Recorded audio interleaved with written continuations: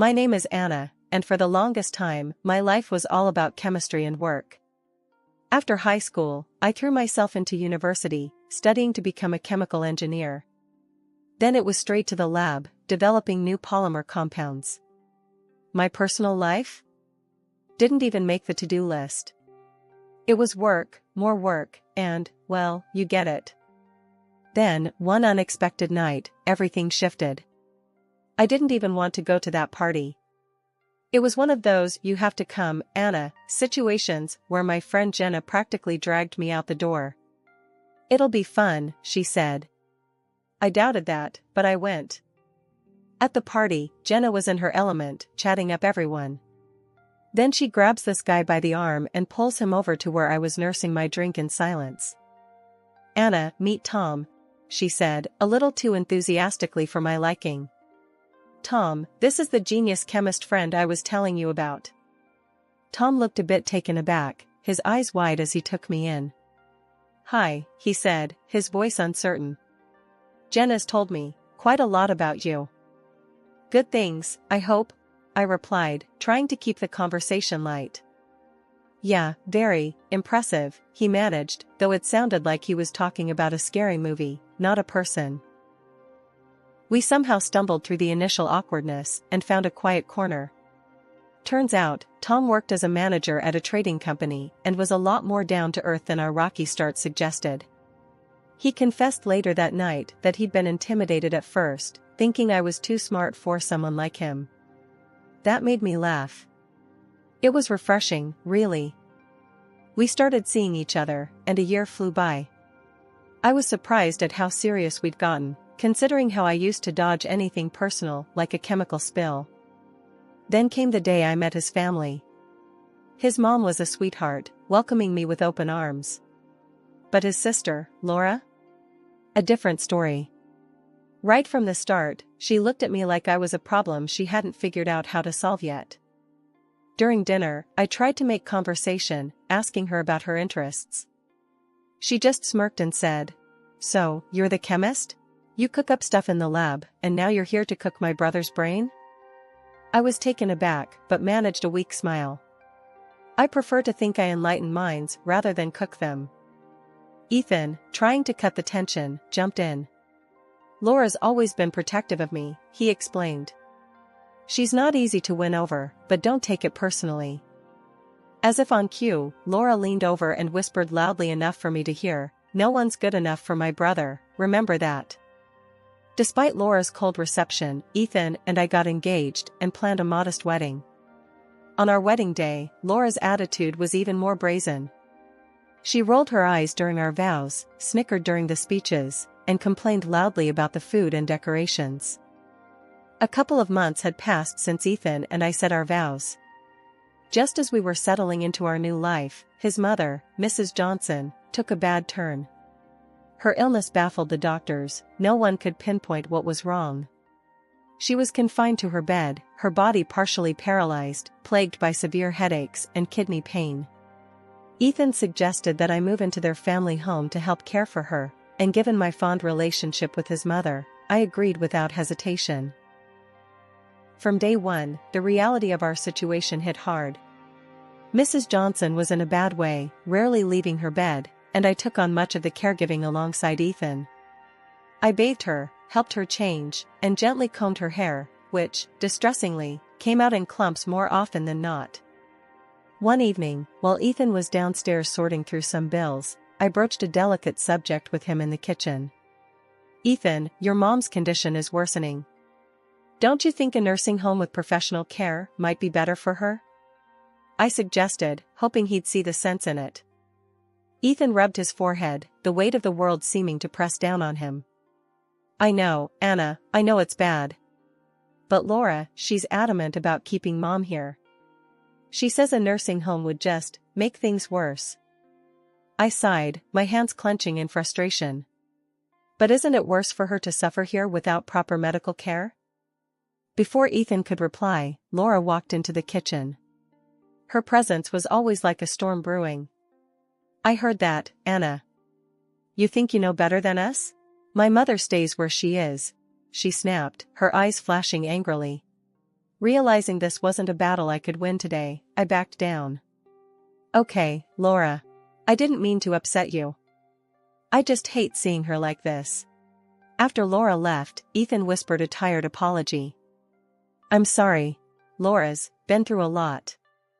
You know, with her husband passing and everything. She's not herself. Yeah, I get it, I replied, though I felt a bitter edge to my words. But it's not just about what she wants. It's about what's right for your mom. Ethan nodded, looking equally torn. I know. Let's just give it some more time. Maybe she'll come around. Time passed slowly after that conversation. Days turned into weeks. I spent hours by Mrs. Johnson's side, watching her struggle with every passing day. Her room became a world unto itself, filled with the sounds of her labored breathing and the soft hum of the medical equipment that seemed to multiply with each week. Laura's resistance, Ethan's indecision, and the daily sight of Mrs. Johnson's suffering weighed heavily on my heart.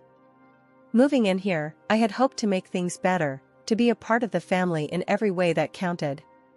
But as each day passed, I felt more like an outsider fighting an unwinnable battle, clinging to the hope that somehow, someway, I could make a difference in this house that had become my home. Living with Ethan's family was proving to be more of a challenge than I'd ever expected. My relationship with Laura was especially tense. She always found something to criticize about me, and it didn't help that Ethan rarely stood up for me in these conflicts. One afternoon, I was in the kitchen trying to prepare a meal that Mrs. Johnson could easily swallow. Ethan was at work, and I was alone, which was becoming more and more my preference, given Laura's frequent, harsh visits. As I was mashing potatoes, the back door slammed. I didn't need to turn around to know Laura had entered.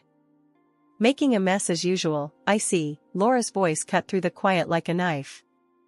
I kept my focus on the task at hand, my grip tightening on the masher. I'm making dinner for your mom. She needs something easy to eat.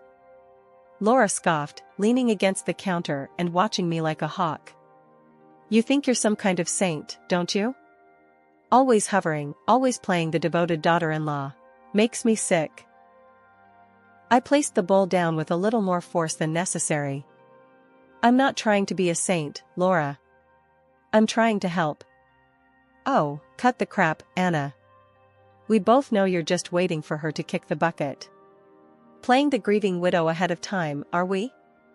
Laura snapped, her eyes gleaming with something spiteful. It was another regular Sunday dinner when the tension hit a new high. Laura had just breezed into the dining room, fashionably late as usual, wearing a bright red dress. As we sat down to eat, Laura started right in, like she was waiting just for that moment. Really, Anna, must you always work so late? It's like you don't care about being a part of this family at all. I kept my eyes on my plate, trying to stay calm. I do my best, Laura. My work demands a lot. Unlike you, who doesn't even know what it's like to work. Ethan, who had been silent up until then, finally spoke, though not in my defense. Anna, please remember Laura is going through a lot right now with her husband's recent passing. Try to be a little more understanding. His words felt like a betrayal. I shot back before I could stop myself. Maybe if she dressed more like a widow rather than going to a party, I could take her grief a bit more seriously. The table went silent. Ethan's expression hardened. Anna, that's uncalled for. But it's true. I couldn't hold back. She criticizes everything I do, but barely looks in on her own mother. How is that fair? Laura slammed her fork down, standing abruptly. How dare you judge my grieving process? You have no idea what I'm going through. Ethan rubbed his temples, clearly frustrated. Anna, can we talk about this later? Please, let's just finish dinner. I nodded, tight-lipped, and we ate the rest of the meal in uncomfortable silence. After dinner, I tried to clear the air with Ethan, but it was clear his patience was wearing thin. Anna, I know it's hard, but you have to try harder with Laura. She's my sister. She's family. And what am I? I asked, my voice barely above a whisper. You're my wife, and I love you, but Laura's been in my life a lot longer. You two need to sort this out. I felt alone, truly alone, even though Ethan was right there. It seemed like no matter what I did, it would never be enough for Laura, or, it seemed, for Ethan. 2 months had passed in a blur of daily routines and silent meals until the day we lost Mrs. Johnson. Her death was both a shock and a sorrow that gripped the household, pulling us all into a deep, somber state. Ethan was devastated, his grief palpable and heavy. At the funeral, under a dreary, cloud-filled sky, the tension that had been simmering between me and Laura finally boiled over. As people quietly murmured their condolences, Laura cornered me by the old oak near her mother's grave. "This is your fault, you know," Laura hissed, her eyes sharp and accusing. "If you had cared for her properly, she'd still be here." I felt a flash of anger, but I kept my voice steady. "Laura, I did everything I could. She needed professional care, more than what we could give at home." "Excuses, just excuses," Laura snapped back, her voice low but fierce. "You just didn't want the burden, did you?" I tried to keep calm, but her words stung. "That's not true, and you know it. I cared for your mother every day." Laura scoffed, shaking her head before storming off. The days that followed were filled with quiet mourning. I tried to give Ethan the space to grieve, but the house felt colder, emptier. While tidying up Mrs. Johnson's room one afternoon, I stumbled upon some old medical documents tucked away in her desk. Curiosity got the better of me, and I began to read through them. According to the files, Mrs. Johnson had been in excellent health just a year ago, but her condition had deteriorated rapidly, leading to the failure of several organs all at once. Later that evening, I brought it up with Ethan. "It's odd, isn't it? Her health declined so suddenly. And it says here multiple organ failure was the cause." Ethan, still looking tired and worn from the days of grieving, nodded slowly. "Yeah, it's strange. The same thing happened to Laura's husband. He also had multiple organ failures." A chill ran down my spine as I remembered something from my chemistry classes. "Ethan, both your mom and Laura's husband had severe hair loss before they passed, right?" He looked up, puzzled by the direction of my question. "Yes, that's right. Why?" I hesitated, the implications swirling in my head. "It's just, severe hair loss can sometimes be a sign of thallium poisoning." "It's a stretch, but..." Ethan cut me off, his voice a mix of disbelief and irritation. "Let's not go down that road. It's been tough enough without adding wild theories into the mix." I nodded, agreeing outwardly, while inwardly I couldn't shake the uneasy feeling the coincidence gave me. But I knew better than to push it further. Ethan was already on edge, and my accusations, or even suspicions, could drive a wedge too deep to remove. It started like any other morning, except for the moment I ran my hands through my hair and felt a clump come away with my fingers. Staring at the strands in horror, my mind raced, I knew something was terribly wrong. Frantically, I headed to the lab at work, my heart pounding as I ran tests on myself, a procedure I was all too familiar with but never thought I'd use in such a personal emergency. The results were as chilling as my suspicions, traces of thallium in my bloodstream. Rushing home, I confronted Ethan, my voice trembling with fear and urgency. "Ethan, I found thallium in my blood. Someone is trying to poison me." Ethan stared at me, his expression morphing from confusion to disbelief. "You're being paranoid, Anna. You're seeing conspiracies where there aren't any." Before I could argue, Laura walked into the room, having overheard our conversation. "Oh, please. You work in a lab, Anna. For all we know, you could have brought that poison home yourself. Maybe you poisoned Mom," she snapped, her voice dripping with accusation. I was aghast, the room spinning around me as her words sank in. Ethan's face darkened, his eyes narrowing. "I can't do this anymore, Anna. You're too dangerous to be around. I want a divorce." My world crumbled in an instant. Laura smirked triumphantly. "You heard him. Get out of our house." Numb and heartbroken, I packed my belongings, the weight of their betrayal crushing me. Sitting amidst the unpacked boxes, the truth slowly pieced itself together in my mind. It was Laura. She had poisoned her mother and tried to poison me. Determined to find proof, I hired a private detective and handed over all the evidence I had, including the medical reports and my blood test results. 2 weeks dragged by with agonizing slowness until the detective came back with shocking news. Laura had burned through the fortune she inherited from her late husband and was drowning in debt. It became clear her motives were as toxic as the poison she favored. "This isn't just about inheritance," I told the detective, my voice steady despite the turmoil inside. "She's eliminating anyone who stands in her way. She could be targeting Ethan next." Armed with this new information, I knew I had to act fast to prevent further harm. I called Ethan, my voice trembling but firm. "Ethan, I have proof about Laura. We need to meet. You have to see this." His response was cold, dismissive. "You're crazy, Anna. I can't believe I ever trusted you." And with that, he blocked my number, cutting off any chance of further communication. Standing there, phone in hand, I felt a mix of rage and resolve wash over me. Despite everything that had happened, I knew I needed to confront Ethan and reveal Laura's malicious plans. Reluctantly, he let me into the house. The coolness inside was a stark contrast to the sweltering heat outside. Ethan was quiet, his face drawn and tired. There was a glass of lemonade on the table, condensation beating on the outside. "It's hot out there," he said, nodding towards the glass. "Here, have some lemonade." Thirsty and distracted by the tension, I took a few sips. Almost immediately, my stomach churned painfully, a sharp stab that doubled me over. "Ethan," I gasped, clutching my abdomen. "Where did this lemonade come from?" "It's just lemonade. Laura made it. What's wrong?"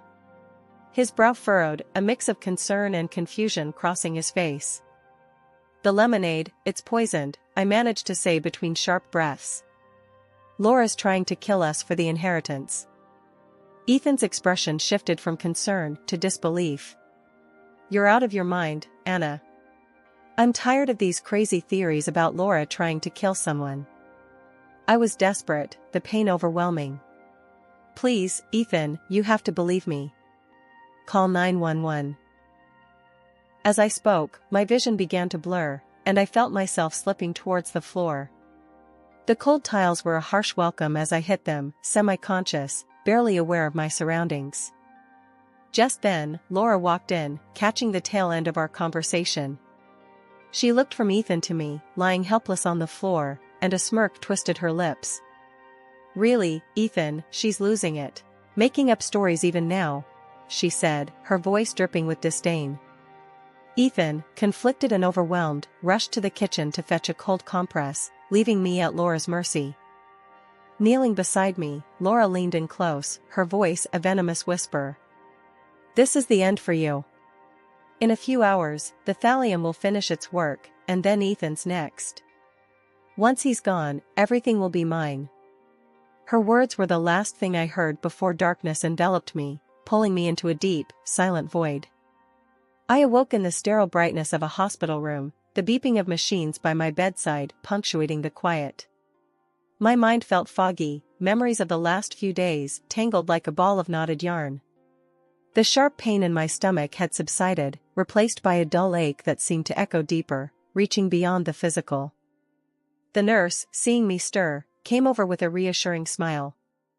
"You're in the hospital," she explained. "You've been out for days, but you're safe now." "Did anyone come with me? My husband, Ethan?" My voice was hoarse, the words scratching their way out. She checked her notes, her expression neutral. "No, you were brought in by an ambulance alone.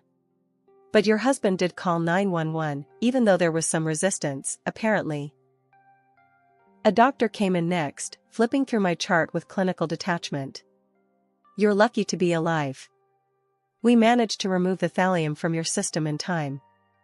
A few more hours and—" He didn't finish his sentence, but he didn't need to. As the reality of the situation settled in, I felt a mixture of relief and an overwhelming sense of betrayal. I was saved, yes, but at what cost? Ethan's absence spoke volumes, and the hurt from it gnawed at me. Later, 2 police officers walked into the room. Their faces were stern, their notebooks ready. "We understand you took matters into your own hands when you suspected poisoning. That was risky. You should have come to us as soon as you suspected something." Shame washed over me. He was right. I had been so caught up in proving Laura's guilt, I hadn't considered the dangers of facing her alone. "I know," I admitted, my voice barely above a whisper. I needed proof. I thought I could handle it." The other officer softened slightly. "Well, your actions did lead to uncovering the truth. We've apprehended your sister-in-law. It turns out she did poison her husband and your mother-in-law with thallium. We exhumed their bodies and confirmed it. She's facing multiple charges now." Their words were a cold comfort. Justice might have been served, but the cost was etched deeply into my heart. The officers thanked me before leaving, their steps echoing down the hall long after they were out of sight. Recovery was slow, and with it came the realization that the next steps were mine alone to take. Ethan's absence had severed whatever ties remained, and as painful as it was clear that my path forward would not include him. The trial of my sister-in-law, Laura, dragged on for months. It was a grueling process, filled with legal complexities and emotional turmoil. Throughout it all, the courthouse was a cold place, echoing with the footsteps of those seeking justice and those dreading it. I hadn't seen Ethan since I left the hospital, not until the first day of the trial. He sat there, a stoic figure, clinging to a version of his sister that no longer existed in the eyes of the law. Despite the overwhelming evidence presented by the prosecution, Ethan refused to believe Laura's guilt. He whispered fiercely during recess, "You're wrong about her. The tests, the accusations, they're all mistakes. Laura's an angel, not a monster." I looked into his eyes, searching for the man I once loved, but found only a stranger.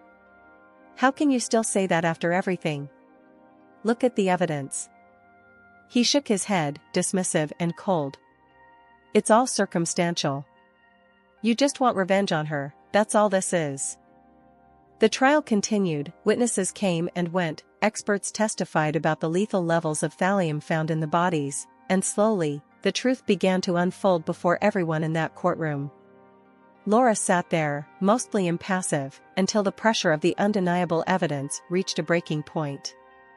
On the final day, when confronted with a particularly damning piece of evidence, Laura's composure cracked. With a cruel smile, she confessed, her voice chilling the room. "Yes, I did it. I poisoned them all, my husband, my mother, and I tried to kill Anna and Ethan too. All for the property, all for a life I deserved." The courtroom erupted in murmurs, the shock palpable in the air. Ethan's face drained of color as he turned to look at me, the realization of his sister's true nature finally dawning on him. Laura was found guilty of double premeditated murder and attempted murder. The judge handed down a life sentence, ensuring she would spend her remaining days behind bars. Additionally, all her assets were seized and awarded to me as compensation for the immense physical and emotional harm she had caused. After the verdict, Ethan approached me outside the courtroom. His eyes were red, his voice shaky.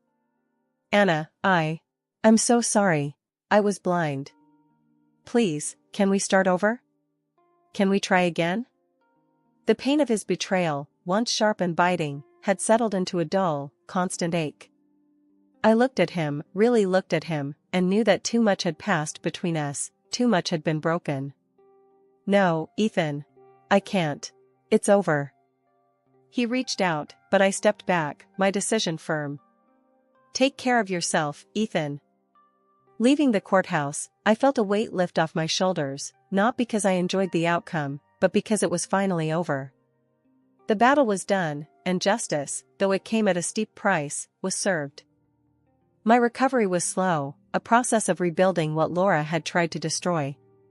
Physically, the poison had left its mark, and emotionally, the scars ran even deeper. I underwent treatment, attended therapy, and slowly pieced my life back together in a new apartment, far from the house that once promised a shared future with Ethan. Now, living alone, I work on forgetting, on healing. Some days are harder than others, the memories of betrayal and poison haunting me like ghosts of a past life. But each morning, I wake up and remind myself that I survived, that I am free from the web of deceit that once threatened to claim my life.